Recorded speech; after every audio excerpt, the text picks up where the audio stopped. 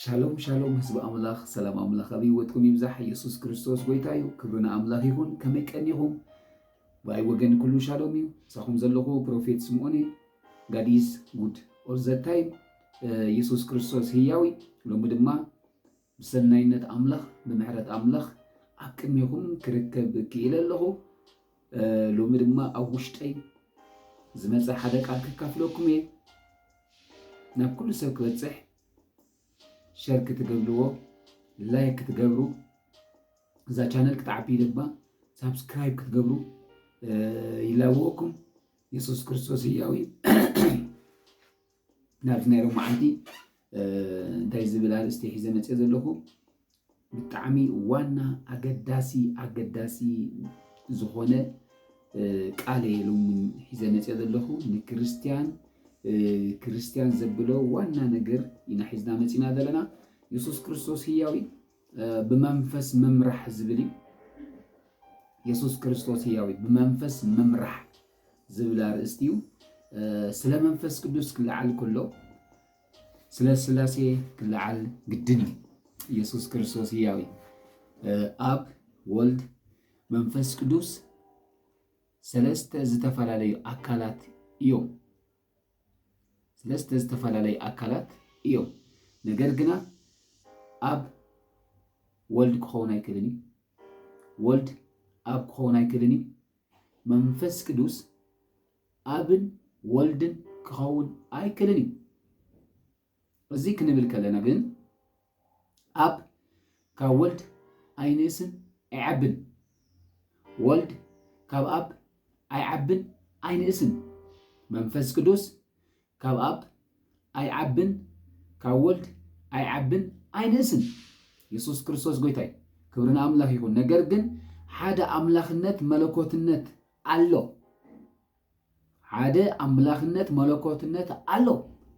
ክልተ ኣምላኽ ወይ ሰለስተ ኣምላኽ የለን እዚ መለኮት እዚ ኣምላኽነት እዚ ሰለስተ ኣብ ወልደ መንፈስ ቅዱስ በአንድነት ይካፈልዎ ኢየሱስ ክርስቶስ ህያው ክብርና ኣምላኽ ይኹን መንፈስ ቅዱስ ኣብ ዘለዎ ኣብ ኣሎ መንፈስ ቅዱስ ኣብ ዘለዎ ወልድ ኣሎ ኢየሱስ ክርስቶስ ህያው ክብርና ኣምላኽ ይኹን መጽሓፍ ቅዱስ ዘፍጥረት ከድና ድሕሪ ኢናዮ ምዕራፍ 1:2 መንፈስ እግዚአብሔር ድማ ኣብ ልዕሊ ማይ ይዝንቢ ነበረ ኢሉ እዚ ዘርኤና እግዚአብሔር ካብ ዝፈጠሮ ኩሉ ህልውና ኣምላኽ ከም ዝነበሮ እዩ ዝነግረና ኢየሱስ ክርስቶስ ህያው God is good ኢየሱስ ክርስቶስ ህያው መንፈስ ቅዱስ ዘለዓለማውን ዘሎን ዝነብርን ኣምላኽ እዩ መንፈስ ቅዱስ ዘለዓለማውን ዘሎን ዝነብርን ኣምላኽ እዩ መንፈስ ቅዱስ ዝዛረብ ዝሰምዕ ዝመርሕ ኩሉ ዝፈልጥን እዩ ክደግመ መንፈስ ቅዱስ ዝዛረብ ዝመርሕ ኩሉ ዝፈልጥን እዩ ኢየሱስ ክርስቶስ ህያው መንፈስ ቅዱስ ፍልጠት ፍቓድ ስምዒት ዘለዎ እዩ ኢየሱስ ክርስቶስ ህያው ክደግመልኩም መንፈስ ቅዱስ ፍልጠት ፍቓድ ስምዒት ዘለዎ እዩ ክብርና ኣምላኽ ይሁን መንፈስ ቅዱስ ሓይሊ ይህብ እምበር ሓይሊ ይኮነን መንፈስ ቅዱስ ሓይሊ ይህብ እምበር ሓይሊ ይኮነን መንፈስ ቅዱስ ቋንቋ ይህብ እምበር ቋንቋ ይኮነን መንፈስ ቅዱስ ኣምላኽ እዩ ኢየሱስ ክርስቶስ ጎይታይ ክብርና ኣምላኽ ይሁን ኦኬ መንፈስ ቅዱስ እዚ ድሕር ደኣ ኮይኑ ኣብዛ ምድሪ ጥቕሙ እንታይ እዩ መንፈስ ቅዱስ ኣብዛ ምድሪ ጥቕሙ እንታይ እዩ ድሕር ኢልና ኣብ ስጋ ኣብ ዝነብሩ ናይ እግዚአብሔር ሓሳብ ፍቓድ ድሌት ንኽፍጽሙ ዝሕግዝ እዩ ኢየሱስ ክርስቶስ ህያው መንፈስ ቅዱስ ኣብዛ ምድሪስ እንታይ ይጥቕሙ ድሕር ኢልና መንፈስ ቅዱስ ኣብዚ ምድሪ ጥቕሙ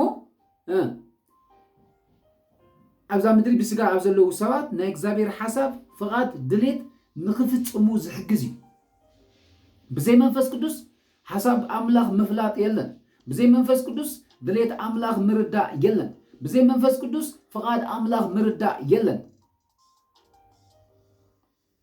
መንፈስ ቅዱስ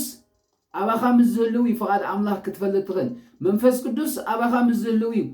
ቃል ኣምላኽ ክግለጸልካ ዝኽእል መንፈስ ቅዱስ ኣባኻ ምስ ዝህልው ሓሳብ ኣምላኽ ክግለጸልካ ዝኽእል ኢየሱስ ክርስቶስ ሕያው ክብርን ኣምላኽ ይኹን ብጣዕሚ ዘገርም መጀመርያ ፍጥረት ክትሕዳ ከድና ርኢናዮ እግዚአብሔር ንሰብ ከም መልክዑን ከም ምስሉን ገይሩ ከም ዝፈጠሮ ይነግረና ከም መልክዑን ከም ምስሉን ኦኬ እግዚአብሔር እንታይ ይመስል እግዚአብሔር መንፈስ ተጻሒፍሎ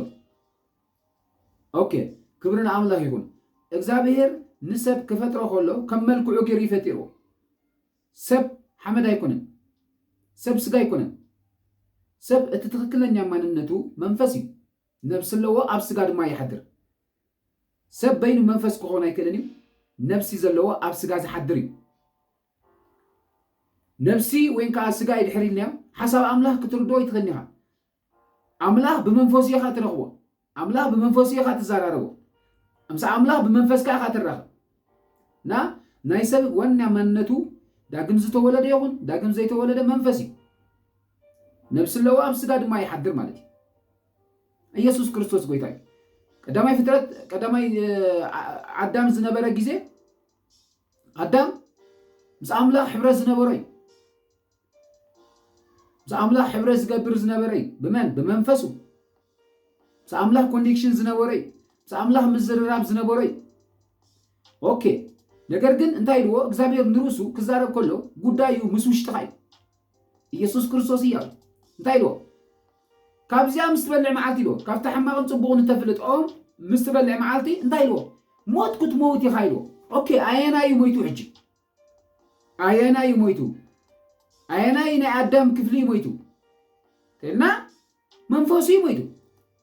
ስጉ 900 ከባቢ 30 ገለመለን ዓመት ገይሩ መንፈሱ ግን ሞይቱ ምስ ኣምላኽ ዝነበረ ሕብረት ካት ኮይኑ ምስ ኣምላኽ ዝነበረ ናይ ኣምላኽ ኣንቲቲ ናይ ኣምላኽ ማንነት ካት ኮይኑ እንታይ ኮይኑ ልሕሪልና ልክዕ ንሰይጣን ክሰምዖ ምስ ጀመረ ናይ ሰይጣን ሓሳብ ክኽተል ምስ ጀመረ ዳግም ካብ ሰይጣን ተወሊዱ ናይ ሰይጣን መንፈስ ናይ ዲያብሎስ መንፈስ ኣብ ኣዳም ክቕመጥ ክኢሉ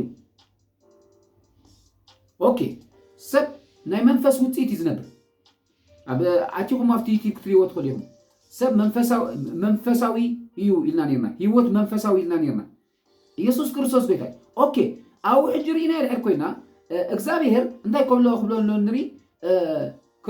ልክዕ ምስ በልዐ እንታይ ኢልዎ እግዚአብሔር ድሕሪ ኢልና ካብዚያ ምስ በልዐ መዓልቲ ሞት ክትመውት ኢኻ ኢልዎ ኦኬ ሞት ሞይቱ ካብ እግዚአብሔር ምስ እግዚአብሔር ዝነበሮ ኮኔክሽን ናይ እግዚአብሔር ማንነት ኣብኡ ዝነበረ ወፂኡ ወንካ የለን ናይ መን ኮይኑ ናይ ሰይጣን ካብ ሰይጣን ዳግም ተወሊዱ ኦኬ ሽዑ እንታይ ኢልዎ ምድሪ ኢልዎ ክትሓርሳ ኢኻ ሓይላ ድማ ክትበካና ኢልዎ ኦኬ እዚ ክብሎ ከሎ እንታይ ማለት እዩ ድሕሪ ኢልና ውፅኢት ናይቲ ተቐቢልዎ ዘሎ መንፈስ እዩ ዝነብር ኣዳም ክነብር ድሕር ኮይኑ ውፅኢት ናይቲ ተቐቢልዎ ዘሎ መንፈስ እዩ ዝነብር ኣብኡ ዘሎ መንፈስ ድማ ሞት እዩ ሓጢኣት እዩ መርገም እዩ ድስቁልና እዩ ናይ ዘለዓለም ጥፍኣት እዩ ኢየሱስ ክርስቶስ እዩ እምበር እግዚአብሔር ኣይኮነን ዝረግሞ ዘሎ ውፅኢት ናይቲ ተቐቢልዎ ዘሎ መንፈስ እዩ ዝነግሮ ዘሎ ኦኬ ሽዑ ወዲያው ኣዳም ካብታ ኣይትብልዓ ትባህለላ ምስ በልዐ መዓልቲ ሞት ክትመውት ኢኻ ምስ በሎ እቲ ዳግም ካብ ጸልማት ምስ ተወለደ ወይ ካብ ዲያብሎስ ምስ ተወለደ እንታይ ክገብር ጀሚሩ ድሕሪ ኢልና ብሓሙሽተ ህዋሳት እዩ ክንቀሳቐስ ጀሚሩ ምስ ኣምላኽ ከሎ ክፉ ኣይፈልጥን ነይሩ ምስ ኣምላኽ ከሎ ኩሉ ግዜ ሕብረቱ ምስ ኣምላኽ እዩ ነይሩ ምዝርራብ ነይርዎ ምስ ኣምላኽ ኣብዚ ግን ድሓር ግን እንታይ ኮይኑ ትልኩምኒ ንዛ ምድሪ ከዓያ ብሓሙሽተ ህዋሳት ክንቀሳቐስ ጀሚሩ ካብ ገነት ካብታ ኦሙ ህይወት ወፂ ኢየሱስ ክርስቶስ ጎይታ ከዓያ ከሎ ሕጂ እንታይ ድኾን ዘላ ብሓሙሽተ ህዋሳት ብሓሙሽተ ብዝረ ብዝስማዕ ብዝጣዓም ወዲያው መንፈሱ ስለ ዝመተ ልክዕ እንታይ ኮይኑ ብሓሙሽተ ህዋሳት ክመላለስ ጀሚሩ ካብ ኣዳም ጀሚሩ ክሳብ ክርስቶስ ዝመፅእ ኩላትና እንታይና ንሰምዕ ነርና እንታይና ንኣምን ነርና ተልና እዚ ሓሙሽተ ህዋሳት ዝብለና ኢና ንኣምን ነርና ናይዚ ሓሙሽተ ህዋሳት መገለጫና ነርና ኢየሱስ ክርስቶስ ጎይታይ ዋይ እንተይና ልክ አባና ተቋጻጽርና ዘሎ ሙት መንፈስ ኢየሱስ ክርስቶስ ጎይታይ ክብርና አምላክ ይሁን እግዚአብሔር ሰናይ ኦኬ ሽዑ ወዲያው እንታይ ኮይኑ ድሕሪልና ካብ አዳም ጀሚርና ክርስቶስ ዝመጽእ ናይ እግዚአብሔር ህይወት ዝበሃል የለን ኢየሱስ ክርስቶስ ህያዊ አምላክ አቡል ኪዳን ድሕር ዳርይና ኮይና ሐሳቡ ንኽገልጽ ፍቃዱ ንኽገልጽ ንእስራኤላውያን ድሌቱ ንኽገልጽ እንታይ ይጥቀም ነይሩ ድሕሪና ነቢያት ይጥቀም ነይሩ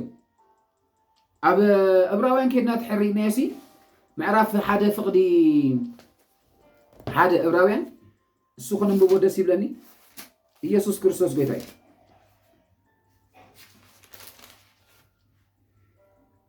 መልእክቲ ዕብራውያን ምዕራፍ 1 ካብ 1 እንታይ ይብላሎ አምላክ ብዙሕ ሰዓን ብዙሕ መንገድን ቀደም ነቦታትና ብነቢያት ገይሩ ምስ ተዛረቦ ኣብ ዘንዳ ሓርወት መዓልታት ንዓና በቲ ወራሲ ኩሉ ዝገበሮ ብኡውን ዓለም ዝፈጠረ ወዱ ገይሩ ተዛረበና እዩ ኡራባሃዲና ማክራዳ ላባሃዲ ኣብዚ እንታይ ይብላሎ አምላክ ብብዙሕ ሰዓን ብብዙሕ መንገድን ቀደም ኢሉ መዓስ ቀደም ቅድሚ ክርስቶስ ማለት እዩ ነቦታትና ብመን ምስ ተዛረቦ ብነቢያት አምላክ ክዛረብ ከሎ ኣብ እስራኤል ጊዜ ኣብ ብሉይ ኪዳን እንታይ ትገብር ነይሩ ትልኩምኒ ነቢይ ዝጥቀም ነቢያት ዝጥቀም ምክንያቱ እሶም ስለ ርኹሳት ዘለው ገና ማንነቶም ጻልማ ስለ ዘሎ ገና ዘይተቀደሱ ስለ ዝኾኑ መንፈስ ቅዱስ ኣብኦም መጺኡ ክሓድር ክቕመጥ ኣይክእልን እዩ ኢየሱስ ክርስቶስ ህያው ክብርና አምላክ ይሁን ኣብቲ ንርሱ እቲ ነቢይ ዝበሃል ነቢይ ሕጂ ኣብ ብሉይ ኪዳን ብጣዕሚ ወሳኒ ነገር እዩ ነይሩ ንጉስ ድምፂ ነቢይ ድሰምዕ ንንጉስ ይመርሕ ነቢይ ንህዝቢ ይመርሕ ንሃገር ይመርሕ ነይሩ ክብርና አምላክ ይሁን ልክዕ ድምፂ አምላክ ዝደለየ ሓሳብ አምላክ ዝደለየ ፍቃድ አምላክ ዝደለየ ናበይ ድመጽእ ድሕሪልና ኣብ ብሉይ ኪዳን ናብ ነቢይ ድመጽእ እግዚአብሔር ብነቢይ ሓሊፉ ይዛረብ ኢየሱስ ክርስቶስ ጎይታ ክብርና አምላክ ይሁን ሚስጥሩ ሓሳቡ ንመን ዝነግሮ ንነቢይ ዝነግሮ ንህዝብን ክነግር ይኹን ንንጉስ ክነግር ይኹን ወዲያው ናብ መን ድመጽእ መልእኽቲ ሓሳብ አምላክ ናብ መን ድመጽእ ናብ ነቢይ ድመጽእ ንርሱ ማለት እዩ ኣብ ንነቢይ ንርሱ ኢና ዘለና ሕጂ ኣብ ብሉይ ኪዳን ንነቢይ ወዲያው ኣነቢዎ እዩ ዝኸይድ እምበር ኣሓድርኒ ነይሩ ሱፕራ ዲላ ባኻዲኒ ኣሓድርኒ ነይሩ ክሓድር ኣይክእልን እዩ ክሓድር ተኮይኑ ክርስቶስ ክመጽእ ኣለዎ ክሓድር ተኮይኑ ክቅደስ ክኽእል ኣለዎ እቲ ነቢይ ክነጻህ ኣለዎ ኢየሱስ ክርስቶስ ጎይታ ነገር ግን ገና ክርስቶስ ስለ ዘይከበረ ገና ክርስቶስ ስለ ዘይመጸ እንታይ ነይሩ ድሕልና ኣነቢው ወይ ከዓ መልእኽቲ ሂቡ ይኸይድ ነይሩ ወላ ዳዊት እንድሕሪእና ያሲ እንታይ ዝብል ኣሎ ምዕራፍ መዝሙር ዳዊት 51 ፍቅዲ 22 ተዘይትጋጌ ተቃለ መዝሙር ዳዊት ምዕራፍ 51 ፍቅዲ 11 ካብ ገጽካ ኣይትኸውለኒ ቅዱስ መንፈስካ ኣይተግድፈኒ ኢሉ ካብ ገጽካ ኣይትኸውለኒ ቅዱስ መንፈስካ ኣይተግድፈኒ ፑሩዳ ላባጋንዳ ዳዊት ማለት ንጉስ ጥራይ ኣይኮነን ነይሩ ዳዊት ነቢይ ከይተረፈይ ነይሩ ምክንያቱ ስለ ክርስቶስ ኣብ መዝሙር ዳዊት ብዙሕ ዝተጻሓፈሎ ብትንቢት ዝሕለፎ ማለት እዩ ኢየሱስ ክርስቶስ እዩ ግን እንታይ ብላ ኣብዚ ኣብዚ እንታይ ብለና ኣሎ ካብ ገጽካ ኣይትኸውለኒ ቅዱስ መንፈስካ ድማ ኣይትሕድገኒ ኢሉ ዋይ ታይ እንታይ ኮይኑ ከም ዘሎ ተይልና ወዲያው ኣነቢዎ እዩ ዝኸይድ ሙሱ ኣይሓድርኒ ሙሱ ኣይቅመጥኒ እቲ ብሰንኪ ኣዳም ዝተበላሸወ ማንነት ክሳብ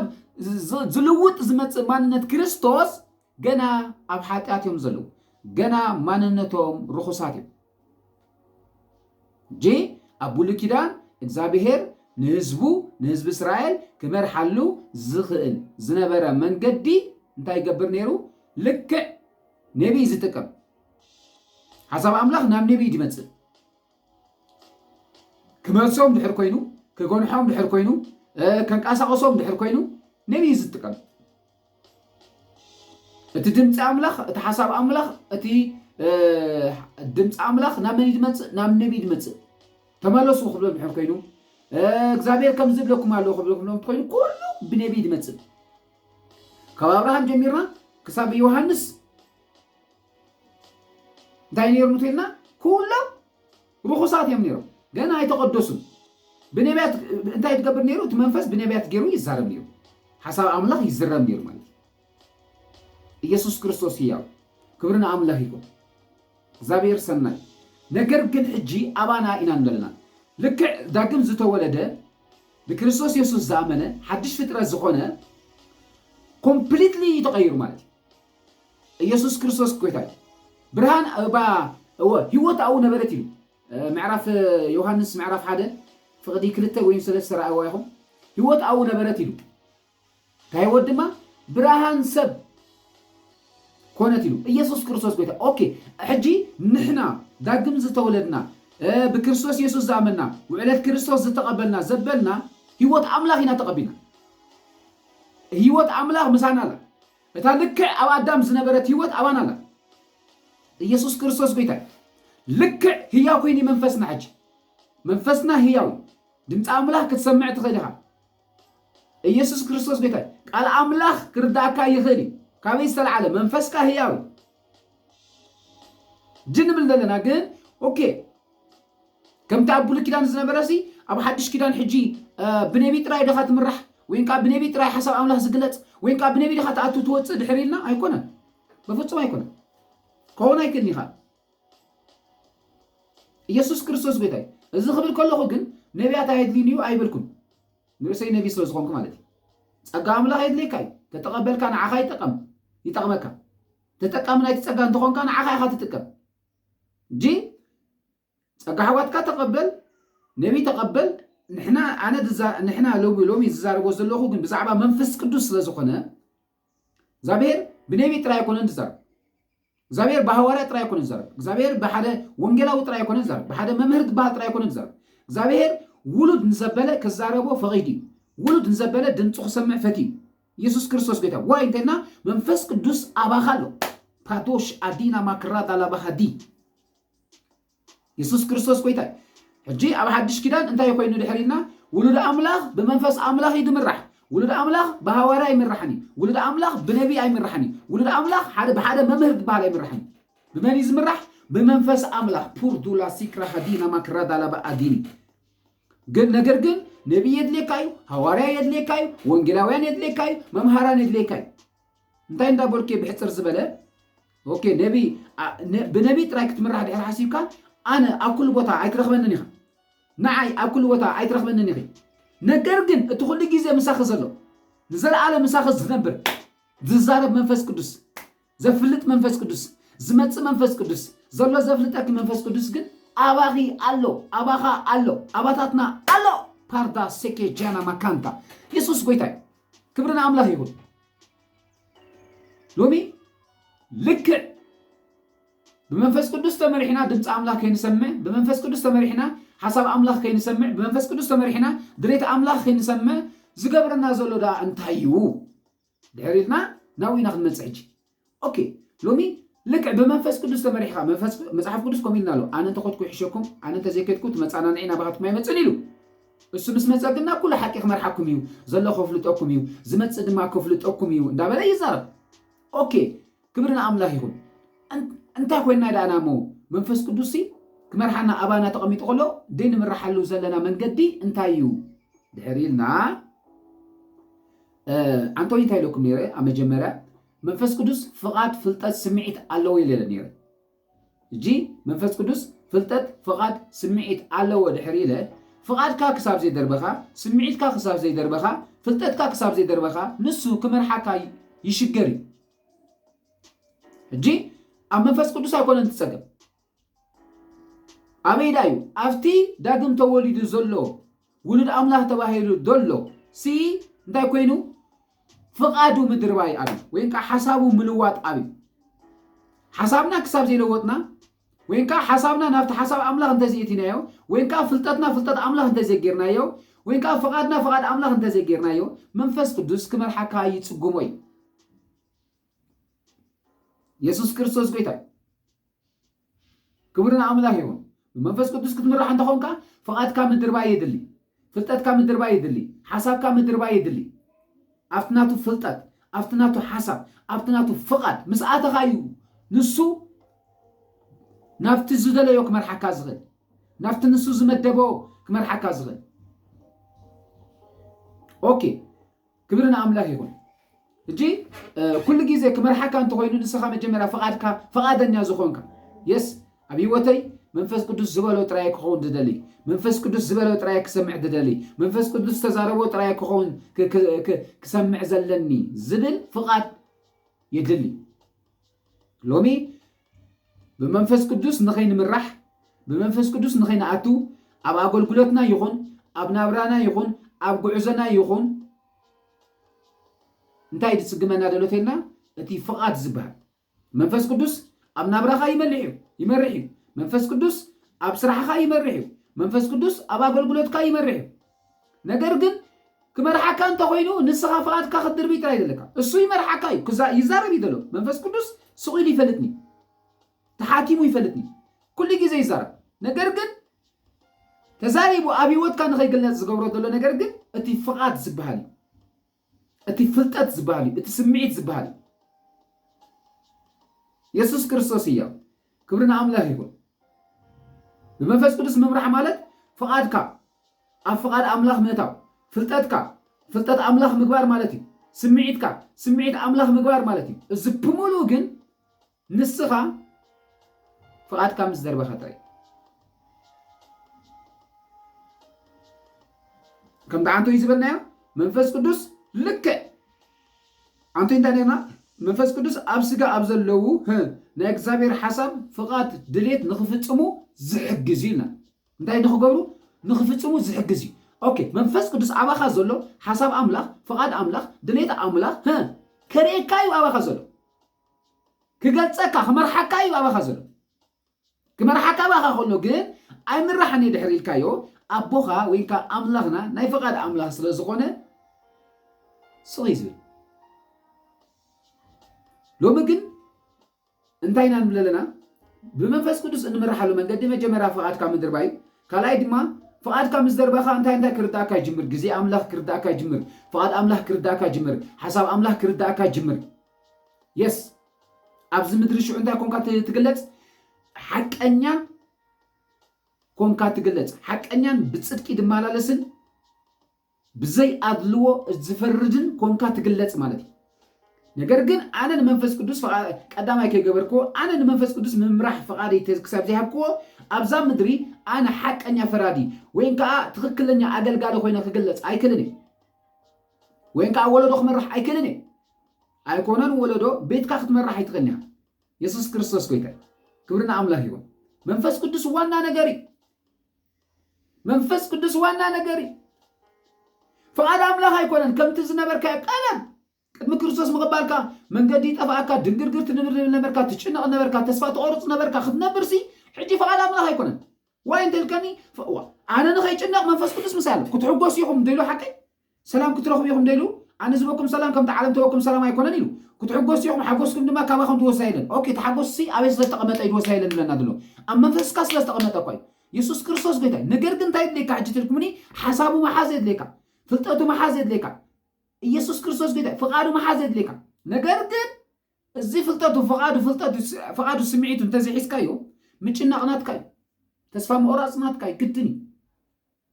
ዝነበርናይ ህይወት ስለ ዝኾነ ቅድሚ ክርስቶስ ማለት ኢየሱስ ክርስቶስ ጌታ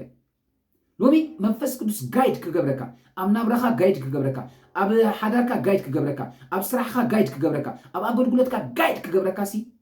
እሱሲ ፈቃደኛ እዩ ፖርዶሎ ሴክሬ ጄኔ መኬንቴ በቃ ልክ ናይ ኣምላኽ ዝኾነ ሓሳብ ናይ ኣምላኽ ዝኾነ ድሌት ናይ ኣምላኽ ዝኾነ ፍቓድ ኣብ ቤትካ ይኹን ኣብ ሓዳርካ ይኹን ኣብ ስራሕካ ይኹን የስ ኣብ ኣገልግሎትካ ይኹን ክግለጸሉ ዝኽእል መንገዲ ብመንፈስ ቅዱስ በኩል ጥራይ ብመንፈስ ቅዱስ ሓሊፍካ ጥራይ ከም ተዓንቶ ይበልኮ ብዘይ መንፈስ ቅዱስ አንገረልካ ክትተርፊኻ እምበር ተውፅሖ መልእኽቲ የለን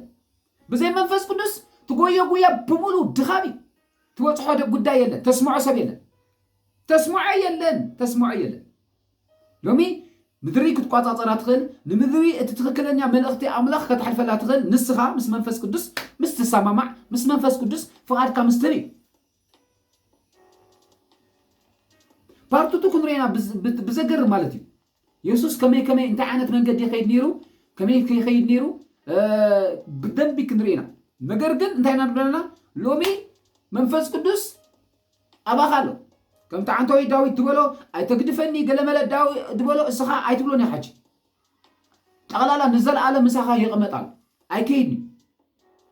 ሓሳብካ እዩ ዝኸይድ ዘሎ ፍቓድካ እዩ ዝኸይድ ዘሎ ድሌትካ እዩ ዝኸይድ ዘሎ እምበር መንፈስ ቅዱስ ኣይከደን መንፈስ ቅዱስ ክመርሓካ እሙን እዩ መንፈስ ቅዱስ ጋይድ ክገብረካ እሙን እዩ መንፈስ ቅዱስ ዝመፅእ ከፍልጠካ እሙን እዩ መንፈስ ቅዱስ ዘሎ ከፍልጠካ እሙን እዩ ኢየሱስ ክርስቶስ ቤተ ክሳብ ሕጂ ግን እቲ ፍቓድ ፍቓድካ ፍልጠትካ ስምዒትካ ዝብል ክሳብ ሕጂ ስለ ዘይመተ ኣብ ነፍሲ ስለ ዘሎ ስለ ዘይመተ ከምቲ ዝድለ ንመንፈስ ቅዱስ ክንእዘዞ ኣይንርከብን ኢና ንመንፈስ ቅዱስ ክንሰምዖ ኣይንርከብን ኢና ንመንፈስ ቅዱስ እንታይ ሓሳብካ ክንብሎ ኣይንርከብን ኢና ኢየሱስ ክርስቶስ ቤተ ከምኡ ስለ ዝኾነ ከዓ ዕውት ዝኾነ ኣገልግሎት ኣይረኣየናን ካብ ብመንፈስ ቅዱስ ዝምራሕ ኣገልግሎት ብኣኼባ ዝምራሕ ኣገልግሎት እዩ ዘሎ ብኣኼባ ዝምራሕ ነገር ግን ኣኼባ ኣይኮነን ዘድሊ ዋና መልህቅ መንፈስ ቅዱስ እዩ የስ ኣብ ማሕበር ዋና ገዳሲ መንፈስ ቅዱስ እዩ መንፈስ ቅዱስ እዩ ክመርሕ ዘሎ ብኣኼባ ኣይኮነን ድምራሕ ክዱ ቀንዲ ዝግባእ ሓሳብ ኣምላኽ ምልላይ እዩ ኢየሱስ ክርስቶስ ቤተ ሓሳብ ኣምላኽ ኢኻ ተለልዮ ዘለካ የስ ንጴጥሮስ እንታይ ኢልዎ ንማሕበረይሲ ኣብዛ ከውሒ እዚኣ ክስርታ ኢልዎ እንታይ ምስ በሎ እዩ ግን ከምኡ ኢልዎ ትልኩምኒ ንወዲ ሰብሲ ሰባት መን ይብልዎ ኣለዉ ኢሉ ምዕራፍ 16 ኣለኩም ማቴዎስ ማለት እዩ ሰባትሲ ንወዲ ሰብ መን ይብልዎ ኣለዉ ኢሉ ሽዑ ገሊኦም ኤርምያስ ገሊኦም ዮሃንስ ገሊኦም ድማ ኤልያስ ኢሎሞ ማለት እዩ ኩሎም ዝተሰሓሒቶም ሰባትሲ መን እዮም ምስ በልዎ ብዛዕባ ኢየሱስ ኩላ ተሰሓሒታ ማለት እዩ ሽዑ ግን እስኻትኩም ከንታይ ትብሉን ኢልዎ ናብኦም መፅኡ ሽዑ እሶም ከዓ ኣስቅጥ ኣቢሎም ድመለሰ ይነበረ እዚ ኩሉ ምሶም እንዳኸደሲ መልሲ ሲኖም ፑርዱላ ባሃዲና ማክራዳ ላባሃዲ ነገር ግን ጴጥሮስ እንታይ ኢሉ እስኻ ወዲ ተያው ኣምላኽ ኢኻ ኢልዎ ኦኬ ከምኡ ምስ በሎ ሽዑ ኢየሱስ እንታይ ኢልዎ ይሕጂ ዋው ብኣኼባ ተገሊፅልካ ብሰባት ተገሊፅልካ ብወረኛታት ተገሊፅልካ ኢልዎ ኣይበለም ስጋ እንደምን ኣይገለፀልካን ኢልዎ ሪኹም ሎሚ እቲ ትክክለኛ ዝኾነ መንገዲ እቲ ትክክለኛ ዝኾነ ምግላፅ ካብ መንፈስ ቅዱስ ይድርከብ የስ ኢልዎ በቃ እዚ ኢልዎ ስጋ እንደምን ኣይገለፀልካን ማለት እንታይ ማለት እዩ ሰባት ኣይገለፁልካን ሓሳብ ሰብ ኣይኮነን ሓሳብ ምድራዊ ሰብ ኣይኮነን ሓሳብ መንዳይ ሓሳብ ኣቦ ይብሎ ኣሎ እዚ ስጋ እንደምን ኣይገለፀልካን እቲ ኣብ ሰማይ ዘሎ ኣቦ ኢልዎ ጴጥሮስ ኢልዎ ንማሕበረይ ኣብዛ ከውሒ እዚኣ ኣበይናይ ከውሒ ኣፍታ ምግላፅ ዘለዋ ከውሒ ኣፍታ ምግላፅ ዘለዋ ከውሒ ዓይነቲ ምግላፅ ዘለዋ ከውሒ እታ ብመንፈስ ቅዱስ እትግለፅ እታ ብመንፈስ ቅዱስ እትምራሕ ማሕበር እመኑን ህዝቢ ኣምላኽ ኣብ ህይወትና ኣብ ዘመንና ሙሉእ ንመንፈስ ቅዱስ ቀዳማይ ተዘይጌርካ እተፃናንዖ ወለዶ የለን እተበርትዖ ወለዶ የለን እተውቅሖ ወለዶ የለን ሃይማኖተኛ ጌርካ ከተመላልሶ ጥራይካ ኣቴንዳንስ ወሳዳይ ጥራይካ ክትገብሮ በቃ ኣቴንዳንስ ወሳዳይ ጥራይካ ክትገብሮ ኢየሱስ ክርስቶስ ጎይታ ሎሚ ግን ኣብ ውሽጥኻ ዘሎ መንፈስ ቅዱስ ክንፈልጦ ይግባና ኣብ ውሽጥና ዘሎ መንፈስ ቅዱስ ፍቓድና ክንህቦ ይግባና ፍልጠትና ሓሳብና ፍቓድና ደርቢና ኣብቲ ናቱ ሓሳብ ክንኣቱ ኣብቲ ናቱ ፍልጠት ኣብቲ ናቱ ፍቓድ ኣብቲ ናቱ ስምዒት ክንኣቱ ይግባና ግለፍዎ ማሕበር ጥራይ ዘይኮነሲ ብግልኻ በቃ ብግልኻ መንፈስ ቅዱስ ኣብ ናብራኻ የገድሰካ እዩ ኣብ ሓዳርካ የገድሰካ እዩ ኣብ ኩሉ ምንቅስቃሳትካ የገድሰካ እዩ ካብ ዝገርመኩም ንዚ ቪድዮ ትከታተሉ ዘለኹም ሰባት መቸም ዓወት ዘይደሊ ሰብ የለን ምክንዋን ዘይደሊ ሰብ የለን ምቅናዕ ዘይደሊ ሰብ የለን ምስላጥ ዘይደሊ ሰብ የለን ነገር ግን እዚ ብሙሉ ብናትካ ይርከብን እዩ ፕሪ ኣለዎ መንገዲ ኣለዎ ኢየሱስ ክርስቶስ ጎይታ ሕጂ እኮ ድሌትን ኩነት ነንበይኑ ኮይኑ ትደሊ ኢኻ ነገር ግን ፕሪንሲፕል ክሳብ ዘይሓለኻ ግን ዓወት የለን ምክንዋን የለን ኣብ ኣገልግሎትካ ዕቤት የለን ኣብ ኣገልግሎትካ ለውጢ የለን ዋይ ትደሊ ኢኻ ዘለኻ እምበር ፕሪንሲፕል ሓለኻ ፕሪንሲፕል ኣይሓለኽዎን جي اوكي عود مكنوان مسلات كله ابز مدرزي بحايلي بسلطان تمارلسو المنجدي انتي مسخوني تلنا مس منفس قدس حبرت مزولونا حسابنا فقادنا فلتتنا سمعتنا دربنا مسو حبرت مزولونا كونيكشن مسزولونا حسابنا حسابو مسنغورو حسابنا مسنغورو فلتتنا مسنغورو يس ኢየሱስ ክርስቶስ ቤተ ክብርን አምላክ ይሁን بمنفس قدوس زي تمرح أنت خونك كل جزء أدلو تقبل سب تخون زمت قالك زمت قالو ززارب زمت قالو زحسب زمت قالو زقلت سبي خاتخو زمت قالك بمنفس قدوس زي تمرح أنت خونك أبزو خونه بوتا خاتركب قاعد زقبرك يلا أبيك تركب زنقرك يلا أبيك توعل زنقرك يلا نقرقن لومي منفس قدوس علينا نملل أبيكم توعل نهات قبل كم زلكا زنقرك منفس قدوس نهات قبل كم زلكا نولدو يخون نبيتكا يخون نحداركا يخون أب بيزنسكا يخون يس لومي يسوس كريستوس قويتاي كبرنا أملاك يخون فقادكا مدربا يدلي فقادكا فلتأتكا سمعيتكا مدربا يدلي يسوس كريستوس قويتاي فقادكا فلتأتكا سمعيتكا دربيخا أفتنا منفس قدوس فلتأت أفتنا منفس قدوس فقاد أفتنا منفس قدوس سمعيت انت زياتيخا بتصدق ممللاس أيتخلوني خا بغنعنا ممللاس أيتخلوني خا أم سولنت هوتي خاتنبر أم سولنت زغون أكايدا يزلوكا أم سولنت زغون منقد يزلوكا يسوس كريستوس قويتاي السجن بحق يتطود بلكا نسجن بتصدق يتطود بلكا يس تصدقي فتخو عمت أطلعخو سلازي إغزابير أملاخي حلفا بصوتي بزيد حبوس كأباني يسوس كريستوس هياو يس تتخكلنيا بتصدق تمالالسلو تتخكلنيا بحق تمالالسلو تتخكلنيا بمنفس تمالالسلو تتخكلنيا بقنعنا تمالالسلو من قدي سمعيتك فقادك فلطتك منفس قدوس مس توي منفس قدوس مس توي منفس قدوس انت زيفكايو ግን እስኻ ዝመጻልካ ትዛረብ ዝመጻልካ ትገልጽ ዝመጻልካ ትንቃሳቀስ بفلتتك بفقادك بسمعيتك تنقاص ሰብ ኮንካ ትርከብ ነገር ግን ዳግም ተወሊድካ ኣለኻ ነገር ግን ኣባኻ ኮይኑ ዝመርሕ መንፈስ ቅዱስ ኣሎ ግን ኣይትጥቀመሉን ስለዚህ ተጠቀምካሉ ድማ ኣብ ናብራኻ ናይ ኣምላኽ ሓሳብ ናይ ኣምላኽ ፍቃድ ኣብ ኣገልግሎትካ ናይ ኣምላኽ ድሌት ኣብ ኩሉ ጉዕዞኻ ክርከብ ኣይትሪዮ ኢየሱስ ክርስቶስ ሕያው ክብርና ኣምላኽ ይሁን እግዚአብሔር ሰናይ ሎሚ نزي منفس قدوس فقادنا دربينا كنصبيو يس شعو أبز مدري حبرتك مسؤول يدخل حبرتك مسؤول يدخل حسابو نمللاي ترايخا خلو جيزة تقوي فقادو نمللاي ترايخا تقوي يسوس كريستوس بيتاي منفس قدوس بغالو يزاربكا بمنفسكا يزاربكا يس بخولي يزارب ነገር ግን እትተዛረበካ ጋይ ክግለጽ እትተዛረበካ ክኸውን ድሕር ኮይኑ ግን እንታይ ይኽልክሎ ንኸይከውን እንታይ ይኽልክሎ ድሕሪልና እታ ፍልጠት ፍቃድ ትበሃል ስምዒት ትበሃል እዚአን ኣብ ህይወትካ ኣምላኽ ብሓይሊ ንኸይርአ ብሓይሊ ንኸይግለጽ ዝኽልክላና ዘለዋ ኢየሱስ ክርስቶስ ጎይታይ ሎሚ ዘድልየና ዘሎ እንታይ ድሕሪልና بمنفس ቅዱስ እንመርሓሉ መንገዲ ዋና ነገር ዋና በቃ ኣምላኽ ክመርሓካ ማለት ኮይ ኣምላኽ ክመርሖሲ ዘይደሊ ሰብ እኮ የለን ግን ስለዚ ደለኻ ጥራይ ኣይኮነን ፕሪንሲፕሉ ምሕላው የድልካ ፕሪንሲፕሉ ምኽታል የድልካ ማለት ኢየሱስ ክርስቶስ ጎይታይ አሜን አሜን አሜን አሜን ክብርና ኣምላኽ ይሁን እግዚአብሔር ሰናይ ኢየሱስ ክርስቶስ ሕያው حنت قال مخنبب حنت قال كنبب مو بأجر شعو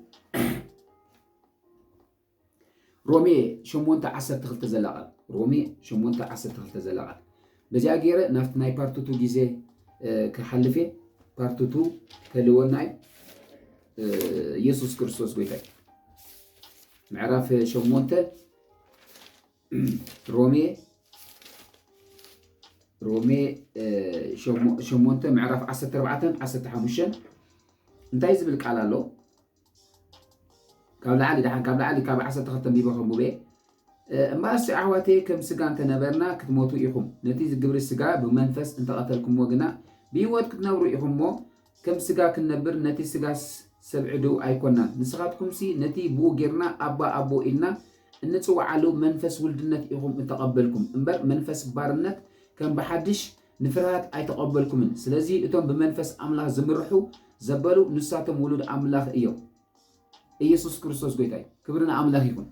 ولد أملاخ بمن يمرح بلاله ولد أملاخ سي بسمعتهم يمرح بلن ولد أملاخ بفقادهم يمرح بلن ولد أملاخ بفلطتهم يمرح بلن ولد أملاخ بسبات يمرح بلن ولد أملاخ بخبابهم يمرح بلن ولد أملاخ بمنفس أملاخ يمرح ولد أملاخ بنبي أيمرحني ولد أملاخ بهواري أيمرحني ولد أملاخ بونجلاوي أيمرحني ولد أملاخ بمهران أيمرحني ولد أملاخ بمنفس أملاخ أيوز مرح ኢየሱስ ክርስቶስ ጎይታይ ዝኽብል ከለኹ ግን ቶም ጸጋ ዘለዎም የገድሱና እዮም የድልና እዮም ዝድዛረቦ ዘለኹ ንጸጉዎም ኣይስምዕኒ ኣድሊናኒ ኣይስምዕኒ ኢየሱስ ክርስቶስ ጎይታይ ነገር ግን ኩሉ ግዜ ድዛረብ ምሳኻ ኣሎ ኩሉ ግዜ ስለተዘለኻዮ መልስ ዝህብ ምሳኻ ኣሎ ኢና ንብለና ኢየሱስ ክርስቶስ ጎይታይ ክብርና ኣምላኽ ይኹን እግዚአብሔር ሰናይ እጂ ልክዕ በመንፈስ ኣምላኽ ክትመርሕ ምስ ጀመርካ ብዘይ ኣድልዎ ብሓደ ዓይኒ ንኹሉ ሰብ እንዳረኣኻ ምኽያድ ክትጅምር ኢኻ ኣብዚ ሰዓት እዚ ዓለም ብምልእታ ብኣድልዎ ተታሒዛ ዘላ ዓለም ብምልእታ ብኣድልዎ ብዓመፅ ኩሉ ተታሒዛ ኮላ ንስኻ ብፅድቂ ብመንፈስ ኣምላኽ ተመሪሕኻ ብመንፈስ ቅዱስ ተመሪሕኻ ጠጠው ክትብል ኢኻ ብመንፈስ ቅዱስ መምራሕ ማለት እቲ ቀዳማይ ምግባር እቲ ዳሕራዋይ ምግባር ማለት እዩ እዚኣ ደግመልኩም እየ ብመንፈስ ቅዱስ መምራሕ ማለት እቲ ቀዳማይ ምግባር እቲ ዳሕራዋይ ድማ ዳሕራዋይ ምግባር ማለት እዩ ኢየሱስ ክርስቶስ ጎይታ እዩ ክብርና ኣምላኽ ይኹን ብመንፈስ ቅዱስ ድሕር ደኣ ክንመራሕ ጀሚርና ንመንፈስ ቅዱስ ቀዳማይ ክንገብሮ ትሕር ጀሚርና ብግዜ ኣምላኽ ብሓሳብ ኣምላኽ ምንቅስቃስ ክኾነልና እዩ ብግዜ ኣምላኽ ኣብ ኣገልግሎትና ብግዜ ኣምላኽ ኣብ ሓዳርና ብግዜ ኣምላኽ ኣብ ኩሉ ቢዝነስና ምንቅስቃስ ክኾነልና እዩ ኢየሱስ ክርስቶስ ጎይታ እዩ ነገር ግን ዋና ነገር ኣብ ኩሉ ሰክሰስፉል ኮይና ኣብ ኩሉ ዓወትና ተጓናፀፍና ክንከይድ እንተኮይና ብጣዕሚ ፍቓድና ፍቓዱ ክንገብሮ ከገድሰና እዩ ኢየሱስ ክርስቶስ ጎይታ እዩ ክብርን ኣምላኽ ይኹን ልክዕ ድሕር ደኣ ብመንፈስ ቅዱስ ክትመራሕ ጀሚርካ ኣብ ውሽጥኻ ፍሉይ ዝኾነ ትብዓት ይትስማዓካ ትብዓት ኣለካ ሓይሊ ኣለካ ደፋር ኢኻ ትኾን ብጣዕሚ ደፋር ኢኻ ትኾን ምክንያቱ ሕብረትካ ኮኔክሽንካ ምስ ኣምላኽ ስለ ዝኾነ ዘፍራካ ኢለን ኣይትናወጥኒ ኢኻ ሸበድበድ ኣይትብልኒ ኢኻ ኢየሱስ ክርስቶስ ጎይታ ዋይ እንተይልናሲ እቲ መንፈስ ትብዓት ዝተቐበልካዮ ብሓይሊ ብኡ ስለትመላለስ ዘለኻ ይቆፃፀረካ እዩ ኢየሱስ ክርስቶስ ጎይታ እዩ የስ ትብዓት ይኾነካ ሓይሊ ይኾነካ ዓወት ይኾነካ ምክንዋን ይኾነካ መን መንፈስ ቅዱስ ኢየሱስ ክርስቶስ ጎይታ እዩ ክብርና ኣምላኽ ይኹን ሕጂ ብጣዕሚ ዋና ነገር ኢና እንመሃር ዘለና ኢየሱስ ክርስቶስ ጎይታ ብመንፈስ ቅዱስ እትመርሓሉ መንገዲ ፍቓድካ ፍልጠትካ ስምዒትካ ምድርባይ ኢልና የለና ኢየሱስ ክርስቶስ ህያዊ እጂ ብጣዕሚ ክንፈልዮ ዘለና ነገር እንታይ እዩ ድሕሪ ኢልና መጀመርያ ሰብ መንፈስ ምዃኑ ምርዳእ ከድልየና ድሕሪኡ መንፈስ ኮይኑ ነፍሲ ከም ዘለዎ ስጋ ከም ዝሓድር ሕጂ እዛ ነፍሲ ትበሃል ኣብ ማእከል ኣላ እዛ ነፍሲ ትበሃል ኣብ ማእከል እያ ዘላ እሳ እንታይ እዩ ኣብ ማእከል ስለ ዘላ በቲ መጠን መንፈሳዊ ምግቢ ዝመገብካያ በቲ መጠን ብመንፈስ ቅዱስ ምምራሕ ምስ ጀመረት ብስጋኻ ሓሳብ ኣምላኽ ይግለጽ ብስጋኻ ድሌት ኣምላኽ ይግለጽ ብስጋኻ ኣጀንዳ ኣምላኽ ይግለጽ ኦኬ እዛ ነፍሲ ፍልጠት ፍቓድ ስምዒት ዝሓዘት እንድያ እዛ ነፍሲ ፍልጠት ፍቓድ ስምዒት ንመንፈስ ቅዱስ ወይ ከዓ ንመንፈስ ኣምላኽ እምቢ ድሕር ኢላ ወይ ከዓ ፍቓዳ እንተዘይሂባ ኩሉ ግዜ ተገዛኢት ናይ መን እያ ድሕር ኢልና ናይ ስጋ ተገዛኢት እያ ናይ ስጋ ተገዛኢት በቃ ድሌት ስጋ ጥራይ ትገብር ድሌት ስጋ ጥራይ ሓሳብ ስጋ ጥራይ ትገብር እጂ ኩሉ ግዜ ብመንፈስ ቅዱስ እትመርሓሉ መንገዲ ኩሉ ግዜ ብጸሎት ይኹን ብቓል ኣምላኽ ይኹን ሕብረት እንታይ ክገብረልካ ኣለዎ ክህልወካ ኣለዎ ምስ ኣምላኽ ሕብረት ክሳብ ዘይሃለወካ ንስኻ መንፈሳዊ ክትከውን ኣይትኽእልን ኢኻ ስጋዊ ኢኻ ትኸውን ከምኡ ኢልዎም ጳውሎስ ሓቂሮ ከም መንፈሳውያን ክዛረበኩም ኣይከኣለንን እዩ ንስኻትኩም ገና ስጋውያን ኢኹም ፀባ መጎብክኹም ዕፁም በልዒ ኣይኮነን እንዳበለ ይዛረቦም ንርኢ ምዕራፍ 3 ለኩም ከይትኩም ክትሪእዎ ትኽእሉ ቀዳማይ ቆሮንጦስ ማለት እዩ ኢየሱስ ክርስቶስ ጎይታ ሕጂ ንዛረቦ ዘለና እንታይ ኢና ንብለና ክትምራሓሉ ትኽእል መንገዲ ስኻታ ክትገብር ኣለካ እዛ ነፍሲ ትበሃል መጀመርያ أفتناي منفس قدوس فلتة فقط سمعت كتأتو كل جزء أنت هتقبل علىها كتلامة مد علىها كتمهر علىها كتسأل علىها شعو بكا إذا سجى تجزأي نايزا نفسي تجزأي سلزقونه إذا نفسي كم منفس قدوس كتبلع مجمرت إذا نفسي نمنفس قدوس حسابها مساوته حسابها فقط دريتا نمنفس قدوس حساب كتحس مجمرت وديو إذا سجى مجلج أي تمالي إذا أداوزي يبقى دحر نيرو يسرق دحر نيرو كم منفس قدوس حساب كابتي نفسي فلتت فقط سمعت زلا لك كم منفس قدوس حساب كتوصل مجمرت إذا أداوزي نفوسي يزرقح ندخاتات يزرقح جي وانا أقدر سوين زلو أتي فلتت فقط سمعت الزبل كل جزء أنت هنقبر لنا نمنفس قدوس جنوا السوز بلو أبي وتي يجلس نسوز بلو أبي حداري يجلس نسوز بلو أبي بيزنس يجلس يس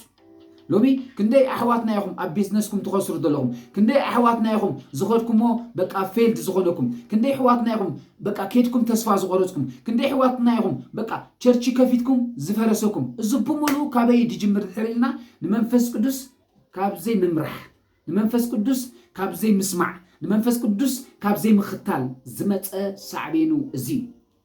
كبرنا أملاككم إيسوس كريستوس هياو إكزابير سناي لومي أبزي أخ قد فوقكم يه بارتوتو كل واي نجرجن كل سب كتك أمول سلوزلو نا كل سب إيسوس كريستوس قد شركة بلو لي شركة بلو كل سب تتقامي كخون سلوزلو كل سب سبسكرايب كجبر سلوزلو إيسوس كريستوس قد بزح منفساو نجر كلك أقصد زخونكو إيسوس كريستوس قد تتقام تخدكم سبسكرايب كبرو سمعوا زلهم سبسكرايب كبرو كبرنا أملاك يكون إكزابير كراد عناي God is good all the time. Shalom.